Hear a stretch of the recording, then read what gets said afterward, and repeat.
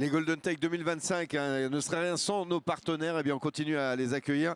Et ravi de retrouver Marc Troya, qui était déjà présent les années précédentes, directeur général de Huro Grafenstanden, président des groupements machines pour métal pour Evolis. Et ce dont on va parler, et Huron qui est bien présent encore cette année. On se souvient l'année précédente d'une belle réalisation. Là, on parlait d'un ballon de rugby qui était déjà bien complexe à réaliser. On a encore monté de niveau. Marc, je suis ravi une nouvelle fois d'être à tes côtés pour cette 4e édition des Golden Tech. Bonjour. Et bienvenue. Et là, encore une fois, je le disais, on a un travail considérable sur le sous-marin qui est à réaliser. Est-ce que tu peux nous en parler? Alors, la première chose qui est particulière, c'est que le sous-marin est creux. Si c'était en métal plein, ça serait trop facile. Donc, le sous-marin est creux, donc il est fabriqué en plusieurs parts. On a fait une partie de l'ébauche pour que la partie facile soit faite chez nous. Et là, on a la partie difficile, c'est le candidat qui s'y colle. La partie difficile. Et là, alors, c'est un assemblage de 3 pièces différentes. Un assemblage de 3 pièces. La pièce avant, elle cache un détail technologique pour qu'on puisse faire le process. Le reste des pièces, on ne voit pas, mais ça, ce sont 2 pièces distinctes qui sont filetées, sans jeu, sans le filetage apparent. Et après, on a des opérations de clavetage à l'intérieur de ces pièces plastiques et du gravage. Et une tour fraiseur. Et c'est pas terminé, parce que tu m'as dit que vous allez encore ajouter une petite hélice ici. Alors, le dernier, c'est de faire un petit filetage ici, rajouter une petite hélice en plastique qu'on va visser tout à l'heure. Voilà, donc vous voyez la pièce, elle est magnifique, hein, c'est réalisé. Alors, il faut bien savoir que les candidats découvrent le sujet lorsqu'ils arrivent. Alors, c'est le même principe que partout. On a fabriqué les plans. On ne donne pas la gamme de travail. On donne la machine, les outils, le plan de la pièce, les critères de notation. On a quelques temps pour des questions. Et après, c'est au candidat de faire sa stratégie d'usinage, son programme, sa pièce, ses contrôles. Alors vous pourrez suivre les différentes étapes. L'équipe est toujours présente avec Huron qui est sur cet espace du métier de tourneur, avec un partenariat avec Top Solid également. Vous êtes évidemment, vous travaillez ensemble. Alors dans une machine, il y a plusieurs aspects. Il y a la machine elle-même, il y a les outils coupants, qui sont des outils coupants avec notre partenaire Fresa. Et on a ici le partenaire pour la partie programmation. On a une partie de CAO où on conçoit la pièce et une partie de FAO où on conçoit le programme sur la base de la pièce. Et donc effectivement, ici, on a le partenaire qui a fabriqué le logiciel dédié à cette machine pour qu'on puisse avoir une programmation en ligne et hors ligne de la machine. J'imagine effectivement qu'avec l'évolution des choses, des temps, etc., on a toujours des partenaires divers et variés. On retrouve Huron également pour Global Industrie. On va vous retrouver où exactement? On est sur le hall 3A116, où là on a d'autres machines. Ici c'est un tour et là-bas on a des fraiseuses.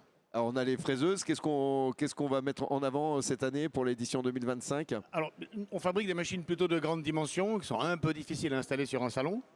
Donc on monte une machine 3 axes qui est plutôt une machine dédiée à l'électronique ou à la micromécanique et une machine 5 axes qui va plutôt être pour faire des pièces plus techniques, plus spécifiques pour l'aéronautique ou éventuellement l'industrie du moule, qui est une industrie qui est assez présente en France où on a besoin d'avoir un bon niveau de technologie dans la machine mais aussi chez les clients et c'est le cas en France. Et là, cette année, si on a monté un petit peu aussi le niveau de difficulté, c'est que j'imagine qu'à chaque séquence des Golden Tech, j'imagine qu'il y a des surprises, qu'on se dit, bon, on peut peut-être encore trouver quelque chose pour compliquer un petit peu l'affaire. Alors, on pimente tous les ans.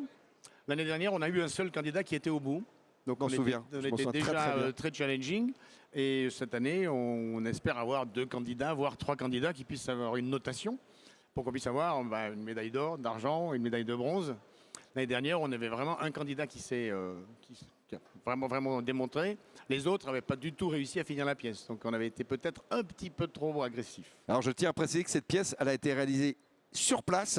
Hier, ils ont commencé à travailler, toute l'équipe, là, ils ont travaillé durement pour que la pièce soit disponible, qu'on puisse la voir, qu'on puisse l'observer et que les candidats puissent voir le résultat final. Voilà, donc la pièce, elle est faite par notre arbitre qui est là-bas. Et donc, il a fait la pièce hier pour vérifier que tout fonctionne et que ce soit faisable par un candidat qui découvre le matin le sujet, les outils, la machine, le logiciel, la technologie, la notation. Donc, c'est un sacré challenge pour les candidats. Marc, un grand merci encore d'être à nos côtés. Je voudrais juste qu'on termine en parlant de ce rôle également de président des groupements machines pour métal pour Evolis. Donc comment tu interviens dans ce rôle-là? Tout le monde ne connaît pas Evolis. Evolis, c'est le syndicat de la machine. Machine de production, à la fois dans les ateliers et en dehors des ateliers. les engins de travaux publics, les Caterpillar et autres machineries, les ponts, le levage industriel, les carafourches, toutes ces technos, les robinets, les agitateurs de peinture, toute la partie, on va dire, de process peinture et la machine pour le métal qui va se décomposer en, c'est-à-dire les machines elles-mêmes, les consommables, les outillages, les lubrifiants, etc., les commandes numériques, les machines de fabrication additive, qu'on appelle pudiquement les machines d'impression 3D, mais pas que. Et à côté de ça, dans le même organisation Evonis, on va retrouver la robotique, l'automatisation de procédés, les machines d'assemblage, la métrologie qu'on voit un peu plus loin là-bas, l'intelligence artificielle, le logiciel. On a toute la gamme des machines, des prestations, hardware et software pour mettre dans un atelier de production. Eh bien, merci beaucoup Marc Troyac. On va retrouver également sur ce Global Industrie avec Huro Grafenstanden, un constructeur français de machines-outils depuis les années 1854. 50, on est dans ces années-là, en tout cas pour le début exactement. De cette société. Un grand merci encore Marc Troyac d'être venu nous retrouver. Merci.